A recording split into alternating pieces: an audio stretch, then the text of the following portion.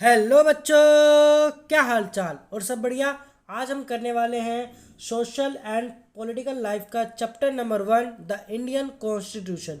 हमने इसमें चैप्टर 1 बिल्कुल अच्छे से समझा दिया है, फंडामेंटल राइट्स भी समझा दिए हैं। आज हम करने वाले हैं ग्लोसरी।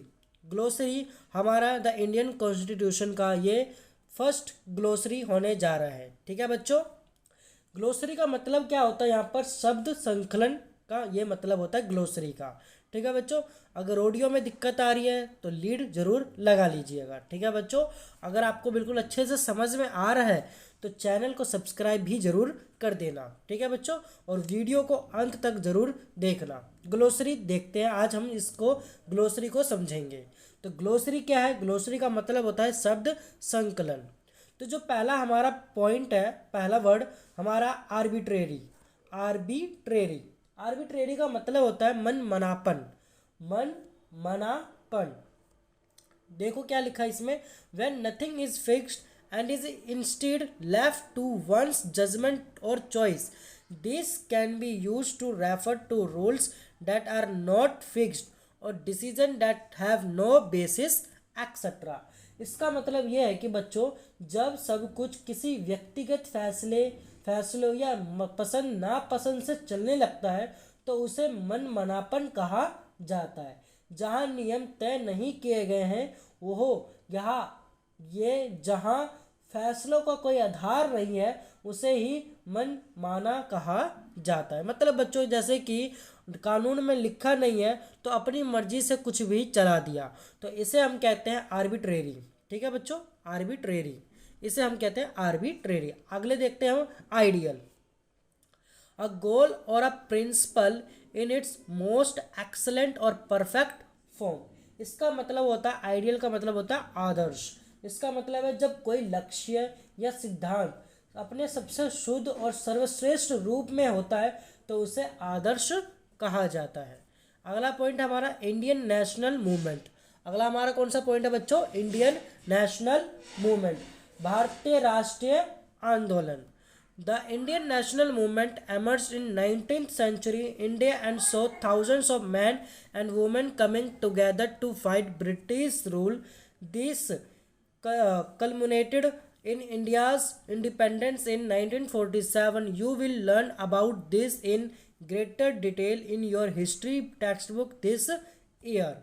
इसका मतलब है कि बच्चों, इंडियन नेशनल मूवमेंट का मतलब भारतीय राष्ट्रीय आंदोलन।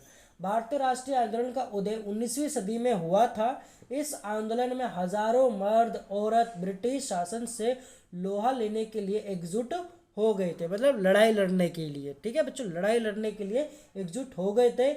यह आंदोलन 1947 में भारत की आज़ादी में परिणत हुआ। मतलब 1947 में तभी हमें आज़ादी मिली थी, मतलब इंडिपेंडेंस हमारा हुआ था देश का। इसी वर्ष के इतिहास के पाठ्य पुस्तक में इस आंदोलन को आप और अच्छी तरह से जानोगे। अगला हमारा है polity. A society that has an organized politically structure India is a democratic polity। इसका मतलब है कि बच्चों, पॉलिटी का मतलब होता है राज्य व्यवस्था। इसका आशय एक ऐसे समाज से है जिसकी राजनीतिक संरचना व्यवस्थित है। भारत एक क्या है बच्चों? लोकतांत्रिक व्यवस्था है। अब सोवरेन क्या है? In the context of this chapter it refers to an independent people. Sovereign का मतलब होता है संप्रभु। इस अध्ययन के संदर्भ में स्वतंत्र जनता को ही क्या बोला गया है बच्चों? संप्रभु बोला गया है। ठीक है बच्चों। Human trafficking. ह्यूमन ट्रैफिकिंग का मतलब होता है मानव व्यापार। मानव व्यापार, मानव व्यापार।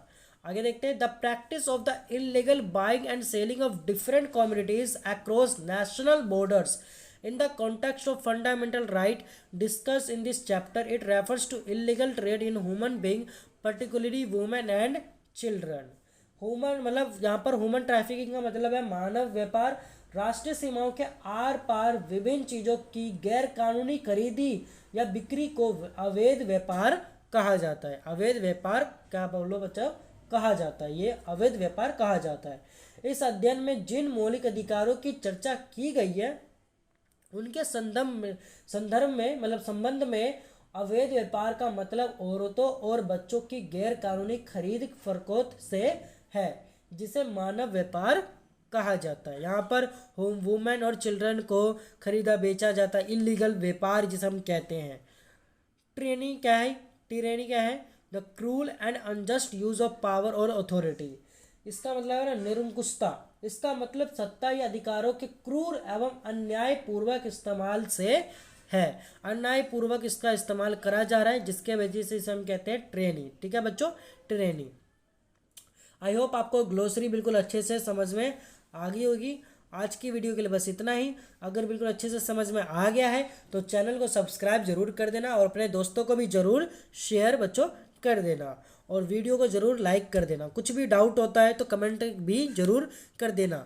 ठीक है बच्चों, आज की वीडियो के लिए बस इतना ही। धन्यवाद।